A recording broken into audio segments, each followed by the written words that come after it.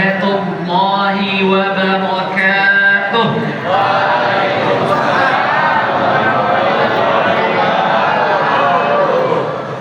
Coba di sini Ustadz ingin yang di dalam untuk tidak menjawab salam terlebih dahulu, tetapi Ustadz ingin siswi yang di luar menjawab salam agar lebih terdengar bagaimana suara siswi di luar. Assalamualaikum warahmatullahi wabarakatuh.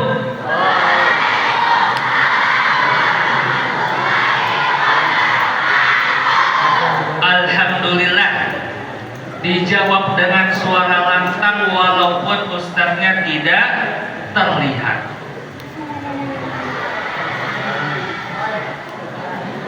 Alhamdulillah. Oh ada ya? Saya kira saya tidak terlihat. Alhamdulillah. Alhamdulillahilladzi bi ni'matihi tatimmus shalihat wa bi rahmatihi tatanazzalul khairat wal barakat.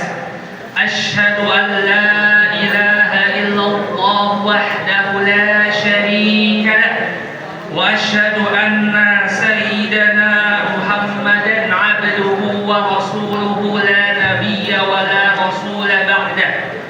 Allahumma salli wa sallim ala sayyidina wa syafi'ina wa maulana Muhammadin.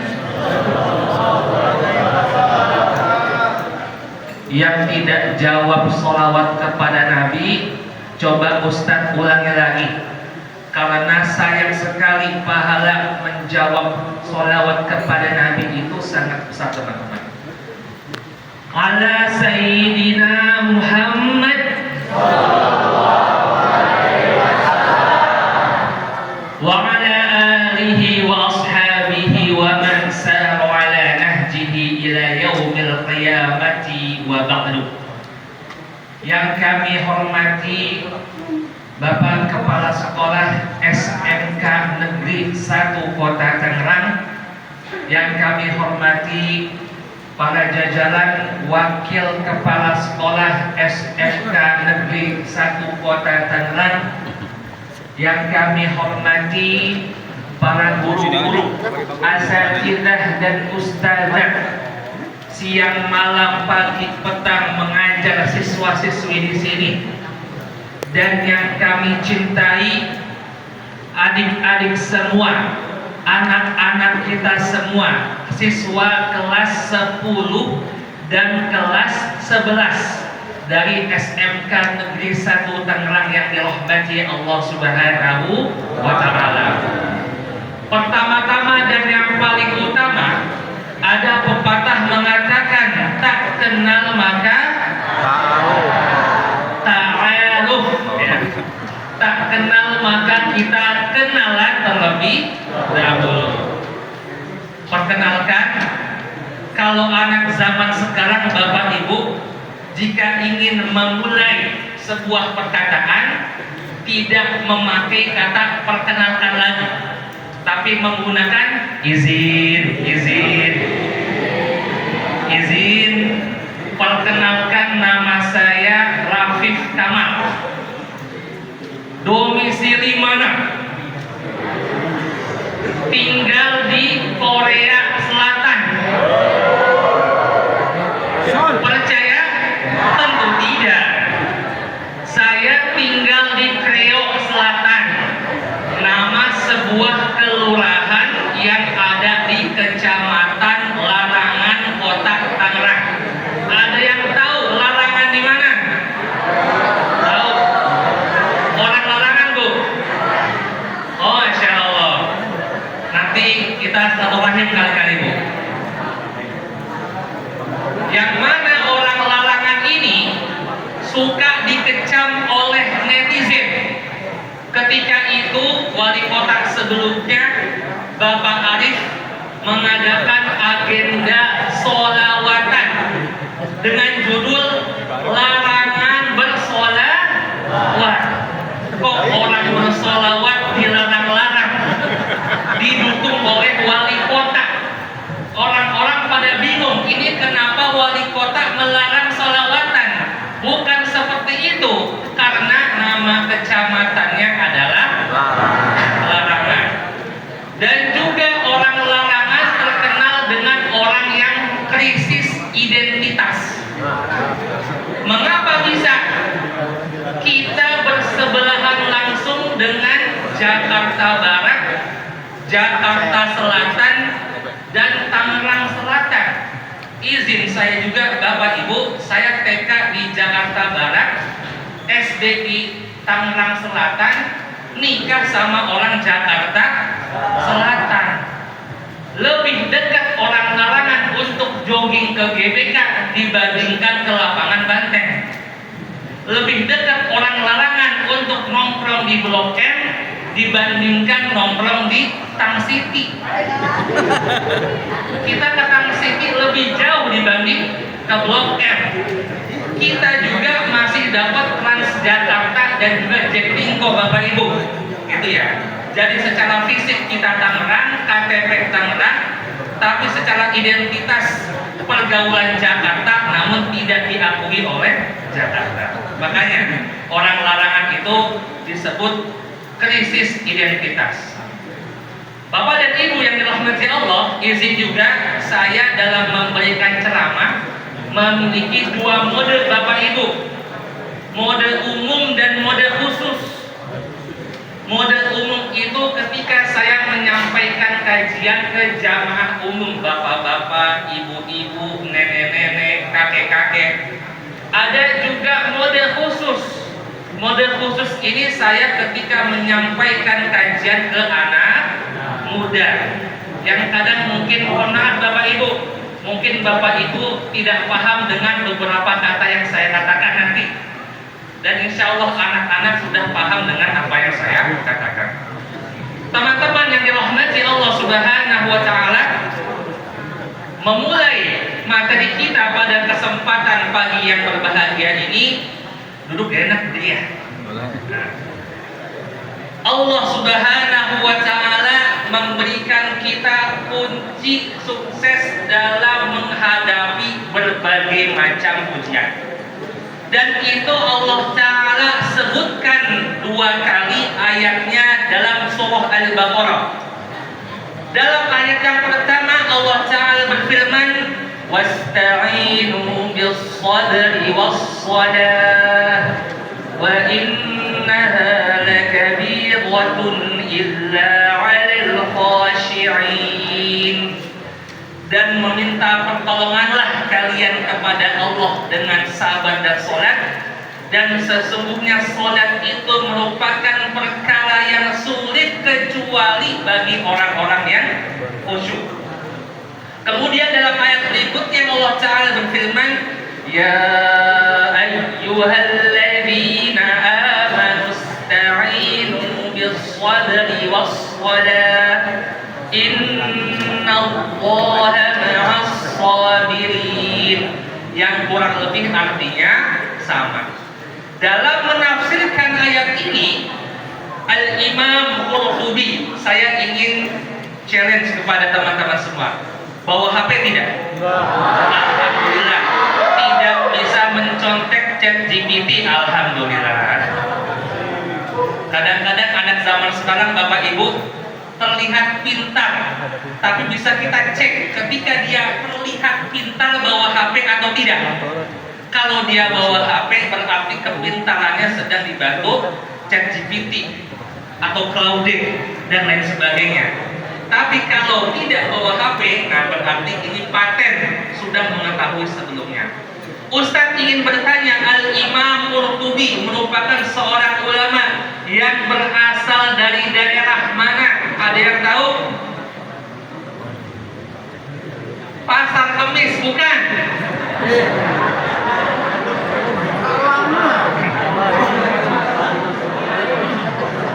Tadi ada yang angkat tangan, set. Gak jadi. Yang putrinya ada yang bisa jawab? Apakah dia berasal dari Seoul atau Incheon atau mana? Gak tahu. Oke. Al-Imam Qurtubi merupakan Spanyol.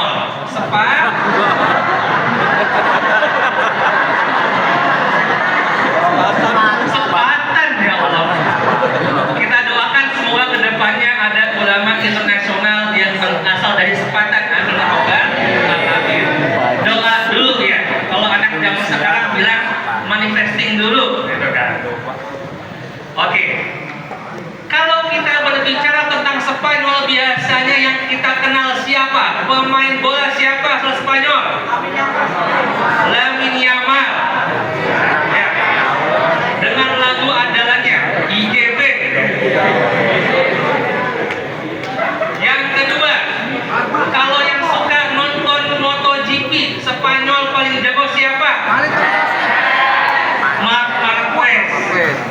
Generasi saya nggak terima dia jago, karena menurut saya yang paling jago tetap Valentino Rossi. Jadi bagi orang generasi seperti saya, melihat Marc Marquez sukses itu nggak suka. Karena saya lebih suka yang paling jago tetap Rossi, MotoGP Rossi pokoknya. Gitu ya.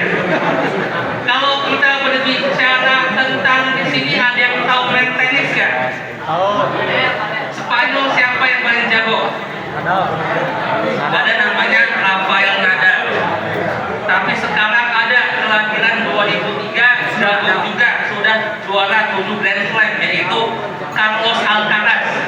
Tahu aja Ustaz, googling dulu dong. Oke. Jika kita berbicara tentang orang Spanyol, paling kita tahunya mereka itu untuk timnas Spanyol biasanya kipernya David Raya ya teman-teman ya. Arsenal. Kita bahas bola nih. Backnya udah tamat, gak usah dibahas. Tapi jika kita berbicara tentang dunia Islam, ternyata banyak ulama yang berasal dari Spanyol. Di antaranya pertama Imam Qurtubi, berasal dari kota Qurtubah atau sekarang kota Cordoba.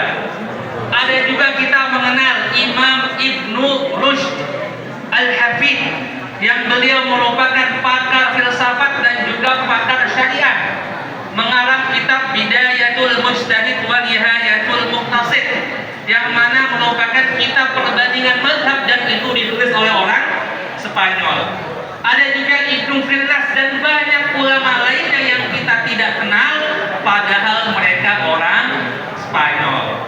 Jadi teman-teman, Spanyol itu tidak semata-mata Lamine Yamal saja, namun banyak sekali ulama kita yang berasal dari Spanyol. Imam Qurtubi dalam menafsirkan ayat tersebut, beliau mengatakan ista'inu bis-sabri, memintalah pertolongan kepada Allah dengan cara bersabar, was-shalah, dan juga melaksanakan sholat. Nah, di sini Imam Qurtubi mendetailkan kata sabar dalam ayat ini dikatakan juga, ditafsirkan juga dengan kata as-shawm, yang artinya adalah mokel, bukan ya? Artinya adalah puasa. Yang mokel angkat tangan. Jangan ya, alhamdulillah. Ustaz Husnudon, tidak ada teman-teman yang mokel diam-diam makan gorengan di sini. Amin ya robbal alamin. Tapi Ustaz izin, ada yang nulis tidak? Ikut ya? Oke, nggak apa-apa. Di sini kita saling memberi nasihat. Imam Qurtubi mengatakan puasa itu merupakan ibadah yang sesuai dengan ayat tadi. Kenapa? Karena kita dituntut untuk melakukan banyak bersabar ketika berpuasa. Sabar ingin menghujat orang lain. Dasar kamu anak soleh. Nah itu kan.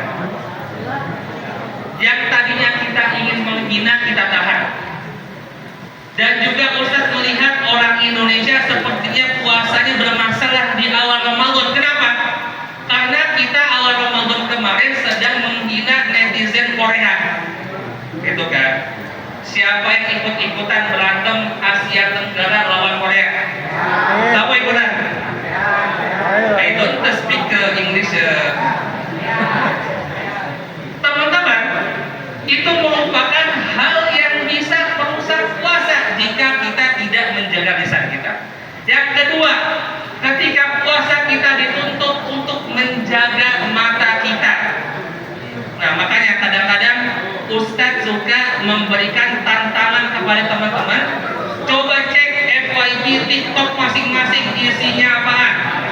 Untuk anak cowok, apakah FYP-nya isinya perempuan joget-joget atau enggak?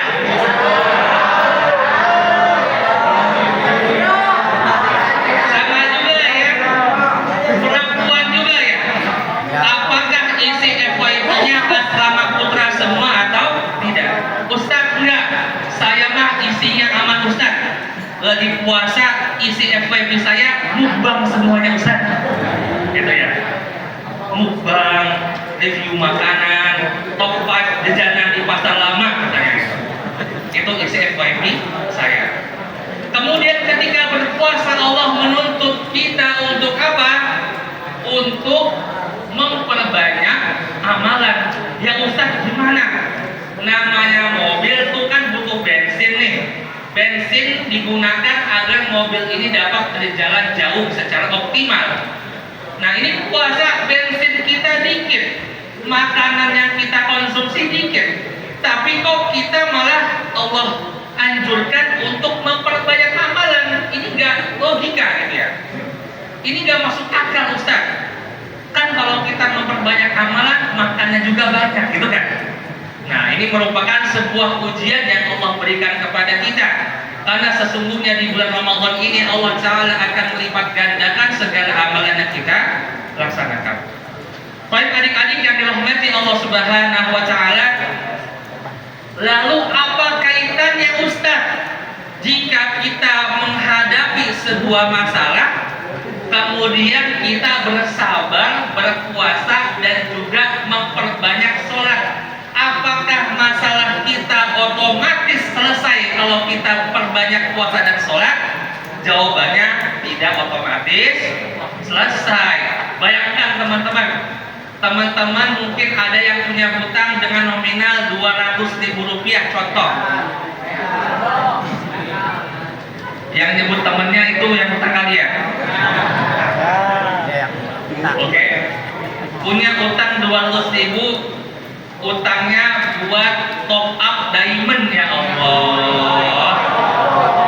Top up diamond gitu. Gini-gini Ustaz paham teman-teman ya, walaupun udah gak main lagi tapi paham lah insya Allah. Punya utang 200.000, kemudian uang jajannya pas-pasan. Ya Allah, saya uang jajan pas-pasan, tapi saya punya utang. Lalu saya memperbanyak sholat dan juga memperbanyak puasa. Apakah otomatis utangnya itu lunas? Jawabannya ya dibayar buat lunas, ya dibayar utang gitu ya. Lalu kenapa Ustaz kok Allah Ta'ala menyuruh kita memperbanyak sholat dan puasa ketika kita menghadapi masalah, padahal masalahnya itu tidak menjamin selesai ketika kita sholat dan puasa?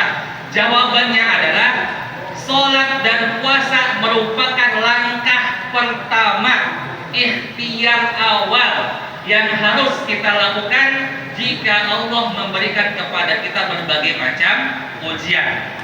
Kenapa itu sangat penting? Karena dengan fondasi sholat dan puasa, insya Allah sebesar apapun masalah yang kita hadapi, Allah akan menguatkan punggung kita dan juga menguatkan hati kita dalam melakukan ikhtiar berikutnya untuk sholatnya, untuk masalahnya dapat selesai. Paham teman-teman ya? Itu.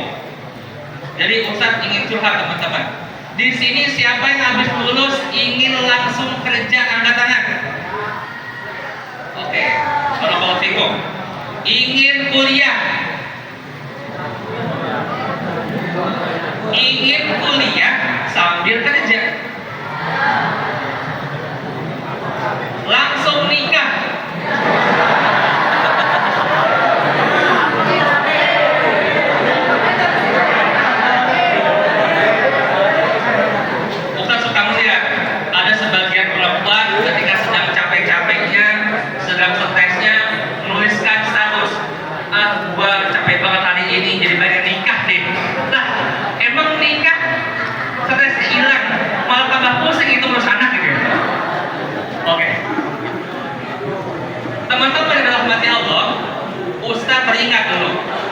ketika dulu Ustaz lulus dari pesantren, qadarullah wa syaa ma fa'al, Ustaz punya keinginan untuk kuliah di suatu negeri di Timur Tengah.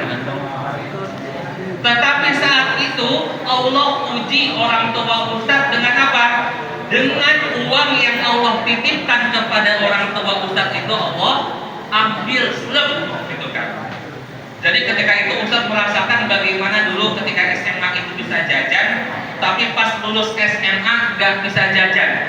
Bahkan Ustaz ingat dulu tiap maghrib itu ibu suka bilang, "Fit, cari masjid lain hari ini." Jadi yang namanya buka puasa itu hunting makanan dari satu masjid ke masjid lainnya. Kenapa? Mana uangnya? Mana uangnya? Ini kosnya siapa nih? Oke teman-teman yang dirahmati Allah. Dan saat itu alhamdulillah Ustaz termasuk top 100 lah dalam tes penerimaan salah satu universitas di Mesir. Tetapi saat itu Ustaz tidak jadi berangkat. Kenapa? Karena tidak bisa membayar biaya pesawat, gak jadi kuliah saat itu. Oke, saat itu memang masalahnya orang tua tidak punya uang. Saya ini pengen kuliah tapi nggak ada uang. Gimana ya solusinya? Apakah Allah memberikan solusi? Maka saat itu kita perkuat sholat dan juga puasa sampai alhamdulillah akhirnya Ustadz di tahun berikutnya mendapatkan salah satu beasiswa dari kampus Arab Saudi. Saat itu dapat uang jajan bulanan dari kampus, UKT full beasiswa. Bahkan Ustaz dapat fasilitas asrama dan juga makan tiap hari plus nyambi kerja. Ya makanya di situ Ustaz langsung mikir, ini memang Allah ini memberikan kita ujian, tapi di sisi lain Allah juga sudah mempersiapkan solusi buat kita. Jadi teman-teman ingat ya, Ustaz ingin berpesan, orang tua kita itu tidak selamanya bisa kita andalkan. Bisa jadi suatu hari Allah uji orang tua kita dengan ujian yang tidak bisa kita bayangkan. Maka kita perlu mempersiapkan mental yang kuat, tidak lemah, tidak mudah stres, tidak mudah galau untuk menghadapi segala ujian yang akan teman-teman hadapi. Di antaranya apa kuncinya? Memperbanyak puasa dan sholat. Ustadz bilang perbanyak puasa, tapi kok Ustadz gak kurus-kurusin gitu kan? Protes. Ustadz gini-gini memang metabolismenya yang kurang gitu ya. Tetapi untuk puasa insya Allah kita usahakan untuk mendawamkan. Baik teman-teman yang dirahmati Allah Subhanahu wa Ta'ala. Dan ketika kita berpuasa, kita melihat bagaimana Rasulullah Shallallahu Alaihi Wasallam berpuasa. Nah di sini sebenarnya Ustaz ingin menampilkan beberapa poin, tapi melihat efektivitas waktu, Ustaz ingin meringkasnya dengan berbagai macam poin. Dalam melihat puasanya Rasulullah Shallallahu Alaihi Wasallam, Ustaz pengen tanya lagi. Selama hidupnya Rasulullah Shallallahu Alaihi Wasallam berapa kali puasa Ramadan? Angkat tangan, ada yang tahu? Berapa kali? Ayo. Rasulullah hidup 63 tahun Hijriah. Kalau kita masehikan 61 tahun. Namun selama 63 tahun beliau hidup, puasa Ramadannya berapa kali teman-teman? Ada yang tahu? Gak usah takut, gak bakal kita apa-apa ya. Ayo. Ya, yang ada 9 kali. Yang putranya ada 6, 5, Ibu. Siapa? Fatih. Faiz, berapa Faiz? masih usia 5 tahun. 20. Barakallahu fikum ya. Muhawalah jamilah. Usaha yang bagus tapi belum tepat. Ayo yang lain. Pikir pakai logika. Ayo. Pasti bisa, pasti bisa. Berapa? 40? 59. Terlalu terlalu banyak. Ustaz kasih dulunya. Nabi Muhammad selama hidupnya berpuasa Ramadan itu pertama kali beliau berpuasa di tahun kedua Hijriyah.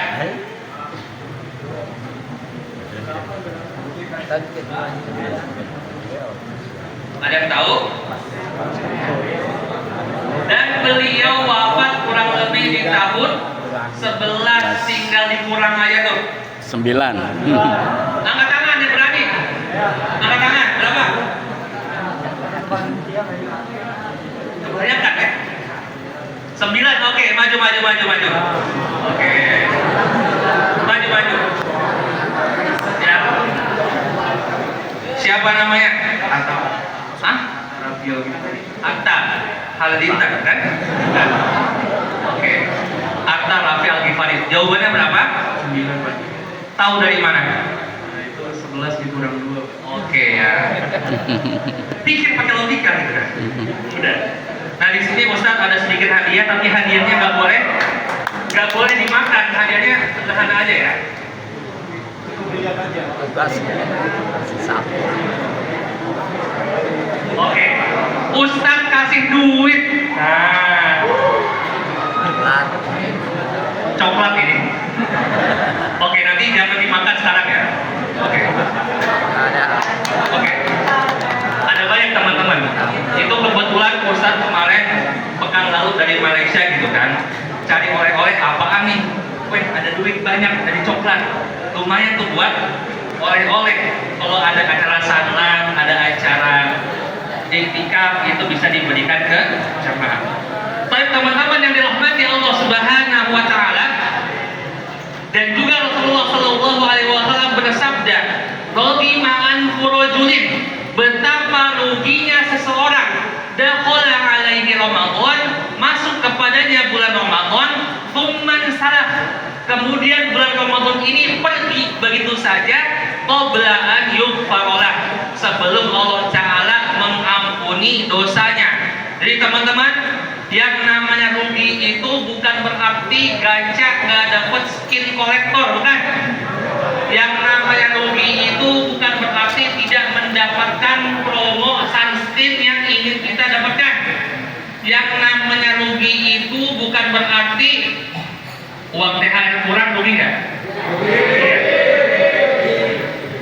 Yang namanya rugi itu bukan berarti kita kehilangan harta yang kita inginkan.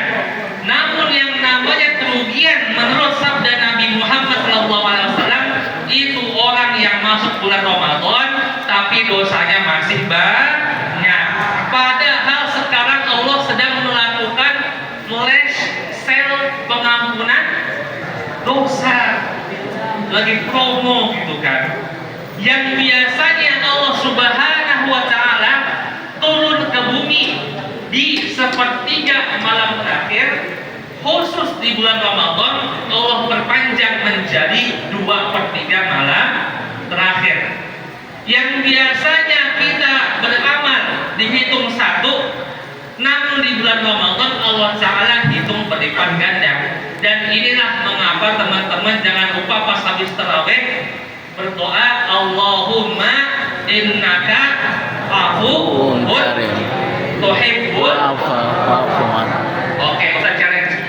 Yang putri ada yang berani nggak membaca doa itu full? Baca aja udah. Ada? Oke, yang mana? Silakan. Di situ aja, nggak usah maju.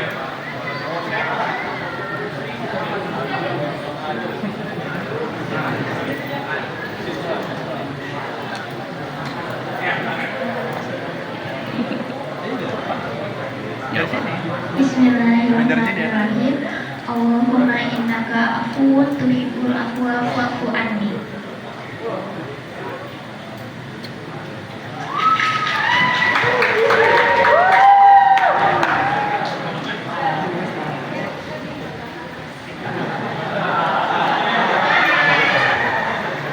Oke tuh, dapat emas batangan, alhamdulillah. Pas dibuka coklat isinya.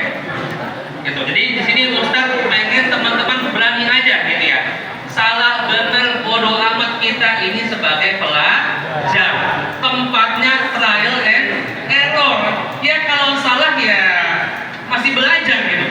Beda kalau teman-teman sudah menjadi pejabat, sudah menjadi pemimpin negara. Kalau teman-teman salah buat kebijakan, itu masyarakat menderita.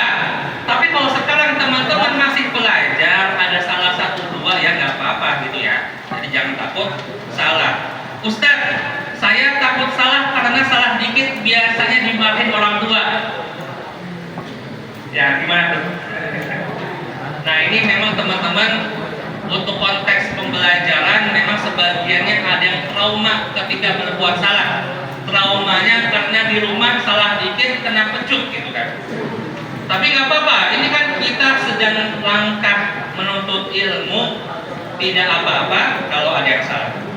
Teman-teman yang dirahmati Allah, sekarang saya akan menyebutkan berbagai macam peristiwa penting yang Nabi Muhammad SAW laksanakan selama beliau berpuasa. Di Ramadan yang pertama, Nabi Muhammad SAW berpuasa di tahun kedua Hijriah. Dan pada saat pertama kali beliau berpuasa, beliau ditinggal wafat anak tercintanya, Ruqayyah binti Muhammad. Coba bayangkan teman-teman ya, Nabi itu kan zaman dulu itu levelnya setara presiden. Beliau punya banyak anak, tapi faktanya ketika beliau hidup, semua anak kandung Nabi Muhammad SAW wafat sebelum beliau wafat. Kecuali siapa satu anak beliau yang wafat setelah beliau wafat? Ada yang bisa jawab? Fatimah. Yang putra angkat tangan dulu. Ada yang tahu? Fatimah. Ruqayyah, Ibrahim, Qasim itu semuanya wafat ya. Siapa? Siapa? Fatimah. Oke, maju ke depan, maju.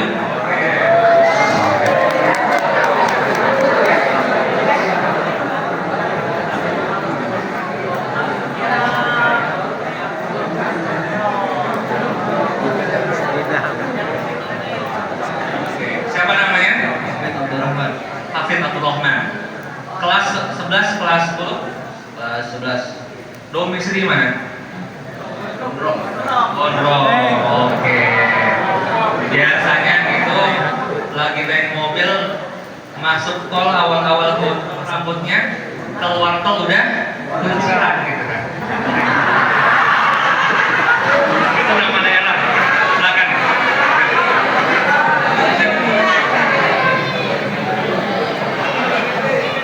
Ini orang gondrong nih, nama daerah ya. Betul, jawabannya adalah Sayyidah Fatimah. Coba mungkin ibu-ibu bayangkan ya, dan juga bapak-bapak, kita punya anak yang sudah kita besarkan dari kecil sampai dewasa, udah kita sayangi, sudah kita biayai, namun semuanya wafat sebelum kita wafat, dan kita berkali-kali masuk ke liang lahat untuk menguburkan anak kandung kita sendiri. Dan itulah yang dirasakan oleh Nabi Muhammad SAW selama beliau hidup.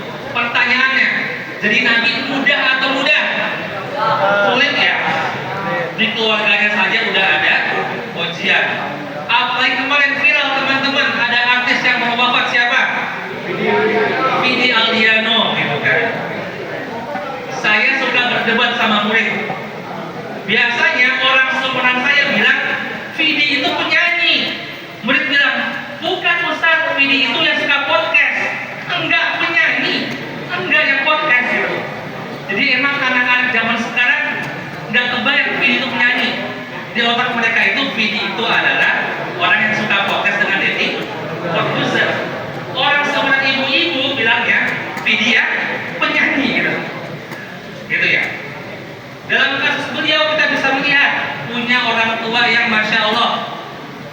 Sampai-sampai disebutkan orang tuanya itu membantu agar speaker masjid di berbagai masjid ini tidak pecah-pecah gitu kan. Karena memang orang tuanya punya usaha di bidang teknologi, dan beliau bisa men-setting bagaimana kalau ada orang bangunin sahur nah, atau ketika ada azan suaranya tidak pecah-pecah, itu orang tuanya Vidi. Dan juga anaknya alhamdulillah terkenal dengan orang yang suka menjalin silaturahim, duta persahabatan nasional itu. Dan itu sesuai dengan hadis Nabi Muhammad SAW. Man ahabba an yunsya'alahu fi athari falyasil rahimah. Barang siapa yang senang jika dirinya dikenang lama, atau dalam riwayat lain umurnya dipanjangkan, maka hendaklah dia bersilaturahim. Makanya teman-teman, di sini siapa yang mudiknya paling jauh, yang merasa paling jauh? Ustaz, saya kalau mudik gak ada tandingannya, jauhnya ada. Palembang, ngalahin Palembang ada.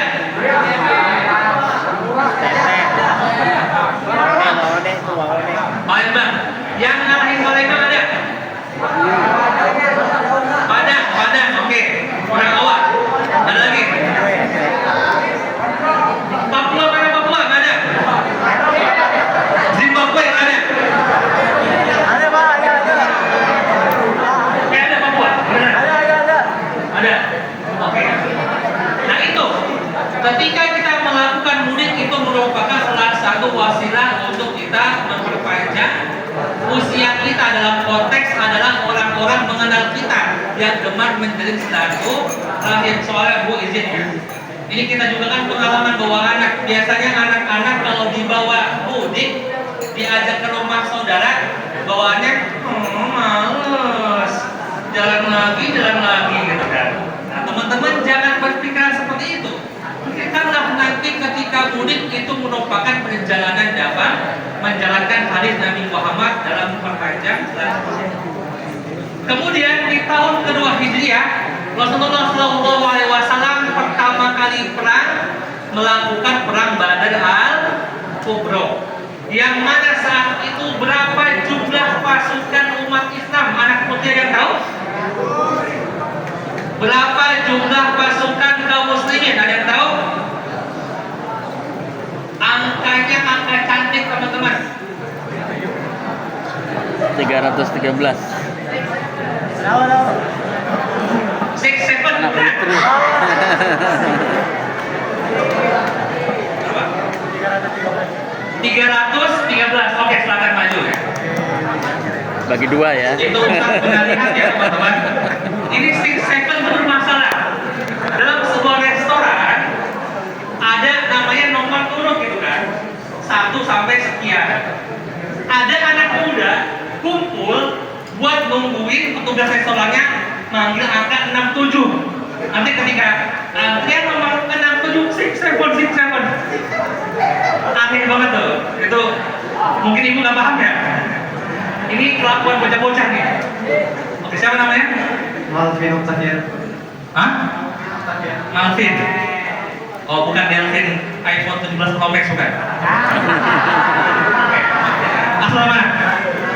Asal mana? Cipondo. Cipondo, oke Cipondo. Tadi sudah benar ya, 313. Ini ada permen durian, nanti buat kamu bau. Soalnya Ustadz dicariin petugas hotel gitu kan. Habis beli begituan, petugas hotel bilang kayak gini, ini mana bau durian, mana bau durian. Nah saat itu Ustadz merasa tidak beli durian, tapi Ustadz cium, ini habis beli permen durian sih gitu kan. 5 menit petugas hotel yang bingung-bingung, akhirnya Ustadz ngaku, Pak, itu permen saya. Bener kan dibagi dua kan? Oh gitu Pak, Bapak jangan masukin permen itu ke ruangan hotel, nanti kena chance katanya, gak boleh ada bau durian. Teman-teman yang dirahmati Allah, dalam perang Badar umat muslim hanya berjumlah 313 melawan 1000 pasukan kafir Quraisy. Dan itu merupakan izin Allah yang bisa mengalahkan jumlah yang banyak dengan jumlah yang dikit. Kam min fi'atin qalilatin ghalabat fi'atan katsiratan bi'idznillah. Betapa banyak kelompok yang sedikit dapat mengalahkan kelompok yang banyak atas izin Allah Subhanahu wa taala. Makanya juga teman-teman gitu kan, ketika Alter Ego sampai ke final M7, kan banyak yang bilang ini tim kecil gitu kan, pelatihnya Sever siapa, orang Dota nggak tahu apa-apa gitu kan. Ada si Nino, siapa lagi teman-teman, Alfi dan kawan-kawan.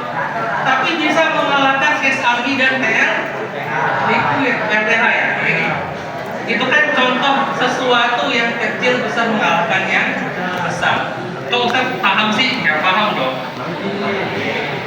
FYI ya, Ustaz punya teman Ustaz itu kerja di e-sport, itu Ustaz paham, gitu ya. Ustaz punya teman yang kerja di e-sport. Lanjut. Dan pada tahun kedua Hijriah ini tentunya banyak peristiwa yang besar, namun tidak Ustaz sebutkan satu persatu.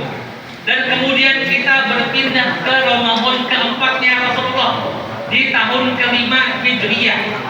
Terjadi peristiwa viral yang sangat menggoncangkan kota Madinah kala itu, yaitu peristiwa Hadithul Ifk. Ustaz, gimana kronologinya? Kronologinya adalah saat itu umat Islam sedang melakukan peperangan melawan Bani Mustalik. Setelah peperangan usai, pasukan kaum muslimin pulang dari peperangan Bani Mustalik ke kota Al-Madinah Al-Munawwarah.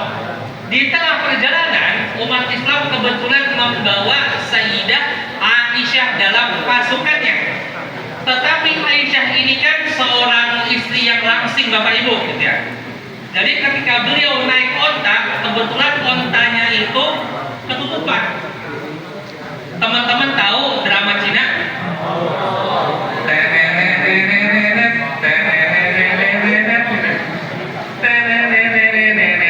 Yang pura-pura jadi CEO itu, gitu kan? Itu drama Cina yang jadul-jadul, suka ada gambarannya. Bagaimana permaisuri jika menaik kuda, kan ketutup ya? Ketutup, gak kelihatan siapa yang di dalam. Itulah gambaran Sayyidah Aisyah ketika ikut bersama pasukan kaum muslimin. Beliau masuk ke dalam pasukan namun tidak terlihat di dalam kendaraannya.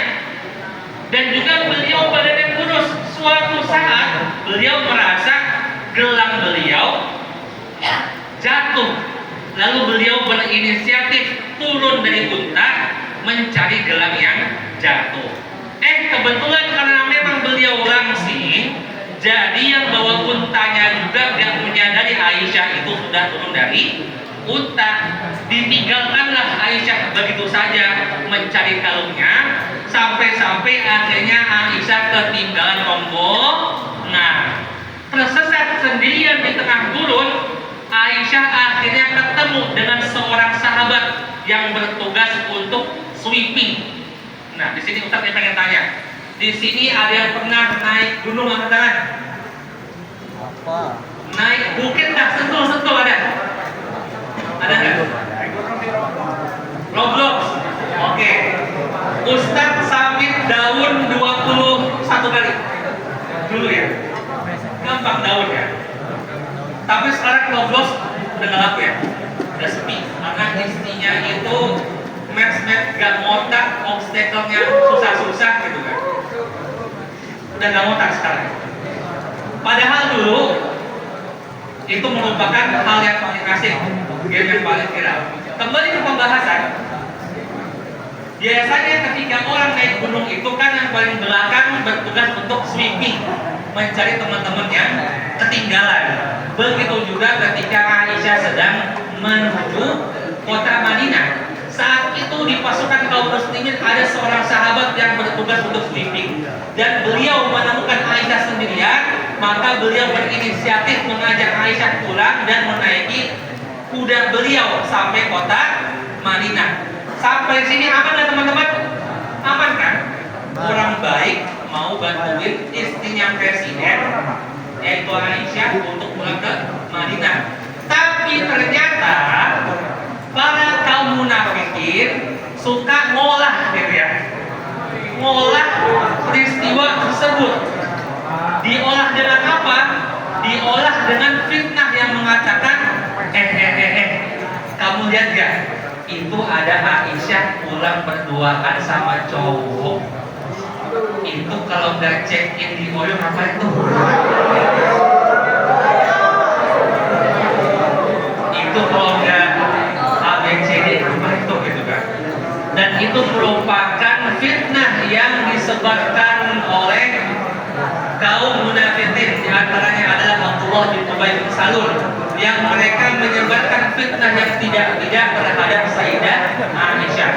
Dan ini fitnahnya terjadi di bulan Sya'ban berlangsung sampai bulan Ramadan tahun ke-5 Hijriah. Pelajarannya apa teman-teman? Pelajarannya adalah ternyata di zaman Nabi Muhammad SAW yang namanya berita hoax pun itu sudah ada. Bahkan kasusnya gak tanggung-tanggung sampai Aisyah yang kena tuduhan yang tidak-tidak dari para kaum munafikin. Parahnya lagi, ternyata Nabi Muhammad pun ketika mendengar berita itu beliau bersikap netral, tidak mengiyakan dan tidak menolak berita tersebut. Dia lebih memilih diam sampai akhirnya Allah Ta'ala menurunkan surah An-Nur ayat 12 sampai 20 yang menjelaskan bahwa itu merupakan perbuatan fitnah. Karena fitnah itu lebih kejam daripada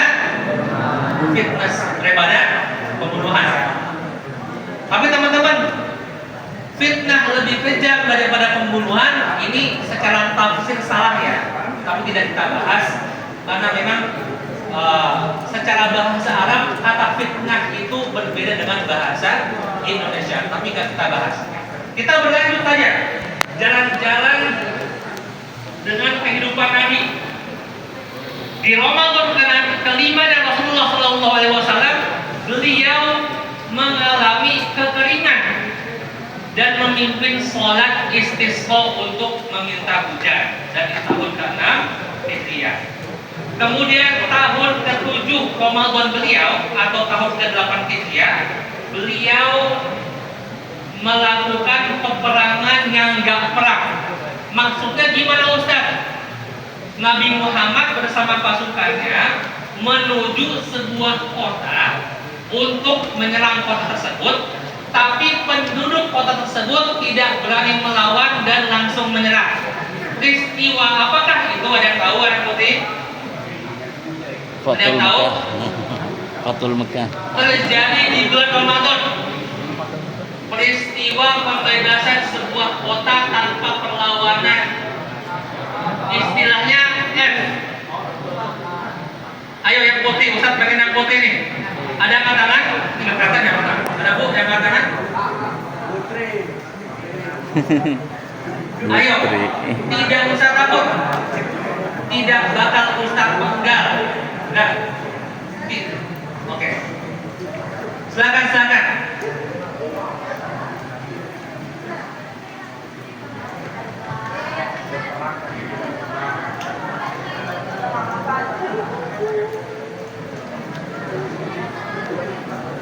Jam berapa?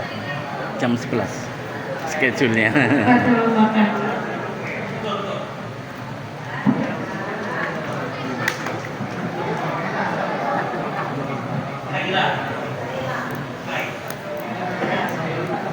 Oke, kita takbir untuk teman kita Kaila. Allahu Akbar. Ya, betul beliau. Jawabannya adalah Fathu Makkah. Mengapa Ustaz kok bisa kaum muslimin menyerang kota Mekah dalam artian membebaskan kota Mekah dari kafir Quraisy?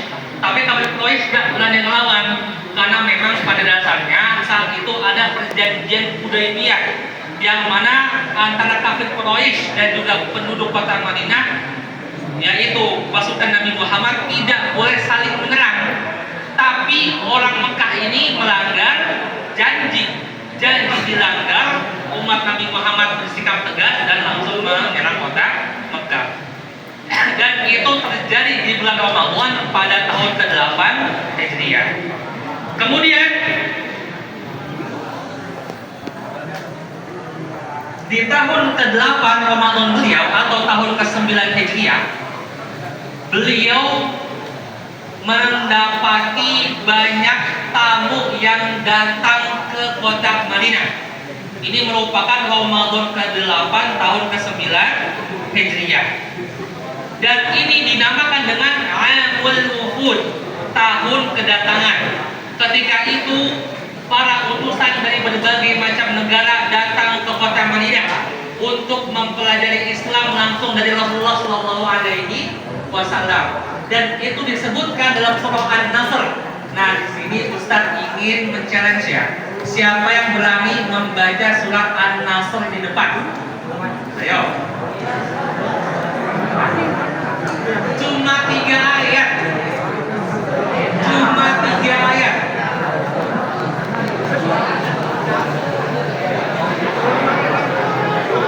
Berani? Silakan. Tim Hanloh, gak apa-apa. Dapat emas. Ya Ustaz Jamal. Oke, vokalisnya mana? Oke, silakan.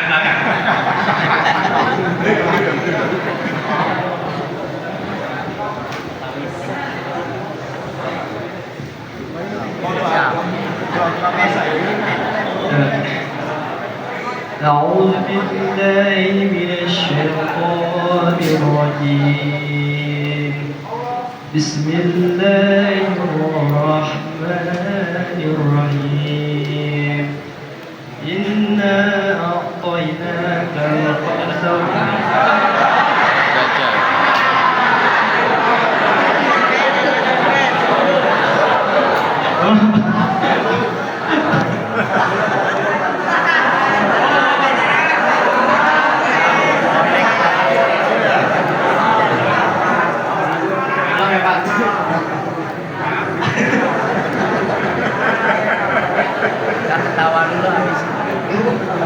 أعوذ بالله من الشيطان الرجيم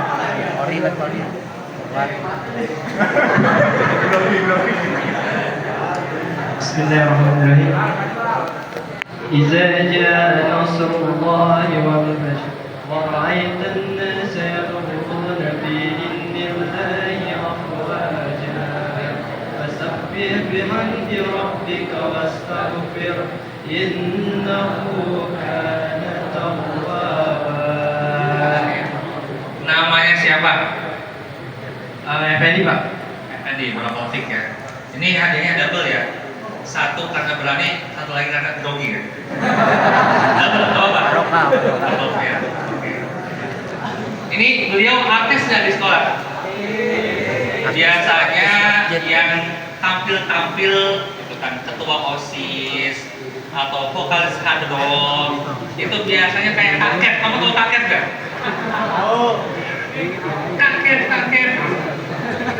Kakek Fendi. Oke, teman-teman semua yang dirahmati Allah, ini konteksnya positif ya, dalam artian kebanyakan fans maksudnya. Oke. Di dalam surat Al-Nasr tadi, Allah Ta'ala berfirman, "Idza jaa nasrullahi wal fath." Nah, biasanya kalau di tajwid nih Ustaz suka koreksi. Orang susah buat baca Nasrullahi wal fath. Ada huruf H di ujung. Wal fath. Coba bisa nggak? Wal fath. Bukan Fatih Halilintar, bukan. Ini wal fath. Seperti kita membaca wal asr, wal fajr, itu kan roh yang di ujung, ini hak. Jika telah datang pertolongan Allah dan kemenangan, waraitan nas, dan kamu melihat manusia yadkhuluna fi dinillah, masuk ke dalam agama Allah afwaja, secara berbondong-bondong. Dan ini merupakan bukti bahwa sesungguhnya di zaman Nabi Muhammad SAW, Rasul itu dakwahnya berprogres. Yang awalnya pengikutnya sedikit sampai akhirnya punya banyak pengikut. Yang awalnya tidak dianggap sampai akhirnya diakui sebagai manusia terbaik sepanjang masa. Dan itu ditulis oleh dalam bukunya Michael Hart yang menuliskan Nabi Muhammad SAW merupakan orang yang paling memiliki pengaruh di dunia ini. Yang tadinya tidak dianggap apa-apa menjadi orang yang sangat dihormati. Yang tadinya dianggap cupu sekarang menjadi suhu. Jadi memang teman-teman coba perhatikan film Naruto. Ada yang nonton Naruto? Nonton? Oke. Inti dari Naruto itu adalah Naruto itu ingin validasi, ya kan? Ingin validasi, ingin diakui agar mendapatkan jabatan sebagai Hokage yang ke-7. Kalau presiden ke-7 siapa? Mungkin perasaanku saja. Sudah ngebahas. Oke. Untuk Naruto sendiri teman-teman lihat itu kan, bagaimana beliau dari orang yang nanti menjadi something. Dan ini bisa kita lihat sesungguhnya kisah Nabi Muhammad SAW lebih hebat dibandingkan kisah Naruto maupun Boruto. Mereka sama-sama yatim, sama-sama ditinggal ibunya, sama-sama hidup dalam perjuangan. Namun kalau Nabi Muhammad, beliau sosok yang nyata, yang pengaruhnya ada sampai sekarang, yang bahkan kalau kita masuk ke SMK Bapak Ibu, nama paling banyak di kelas adalah nama Muhammad. Kalau kita masuk ke sekolah Kristen, namanya yang paling banyak Kevin gitu ya. Tapi kalau di sini Muhammad. Itulah bukti bahwa sesungguhnya dakwah Nabi Muhammad SAW dan akhlaknya beliau merupakan akhlak yang wajib kita ikuti. Dan itu merupakan kisah Nabi Muhammad SAW selama di bulan Ramadan yang ingin Ustaz sampaikan pesan kepada teman-teman semua. Kita harus men-tracking Ramadan kita, teman-teman. Coba Ustaz tanya, di sini siapa yang tahun lalu khatam Ramadannya? Ada? Ada? Ada. Tahun ini ada yang sudah khatam? Nah, jangan sampai Ramadan yang kemarin sama buruknya dengan Ramadan tahun ini. Sebagaimana dakwah Nabi Muhammad SAW, beliau berprogres selalu lebih baik di tahun berikutnya. Jangan sampai yang sebelumnya belum khatam, sekarang juga belum khatam. Tapi kita usahakan minimal 1 kali khatam. Tarawih tidak ada yang bolong, puasa tidak ada yang mokel, dan juga kita tidak melakukan hal-hal yang Allah larang selama di bulan Ramadan. Siap semua? Siap? Yang pentingnya siap? Siap untuk memaksimalkan sisa-sisa Ramadan ini? Siap untuk tidak skip 1 kali pun tarawih? Siap? Ustaz, males tak tarawih imamnya kelamaan. Kalau seperti ini, teman-teman silakan jika ingin cari masjid yang full speed, silakan. Tapi minimal masjid rumah Nina. Bukan lagi Allah Akbar. Amin. Nah, itu tidak sesuai sunnah. Gitu ya. Ustaz, saya mokel kadang-kadang diajak teman saya Ustaz.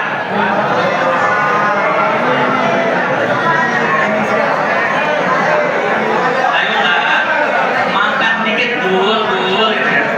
Makan dikit, gak apa-apa mokel. Nah, ini teman-teman perlu ketahui, dosa orang yang tidak berpuasa itu merupakan dosa yang besar, termasuk dosa besar. Dan dalam fikih Islam, ini belum pada tahu ya, orang yang tidak puasa karena mokel, maka wajib baginya untuk mengqadha, mengganti puasanya yang ditinggalkan tersebut, plus denda, membayar fidyah. Fidyah ada tambahan fidyah. Dan bahkan di ulama mazhab Syafi'i sendiri mensyaratkan jika tidak langsung dibayar dan puasanya yang mokel itu ditinggalkan selama 10 tahun, maka fidyahnya itu dibayar selama 10 tahun, 10 paket makanan. Itu FBG aja bisa jadi saingan teman-teman ya. Jadi makanya di sini Ustadz sangat mewanti-wanti teman-teman, ayo sama-sama kita jaga puasa kita. Ada teman kita yang godain, tenang, kita punya prinsip. Gua masih main sama lu gitu kan. Kita masih teman-temanan nih. Tapi soal puasa, gua punya prinsip. Kalau lu nggak puasa, gua puasa. Bodo amat.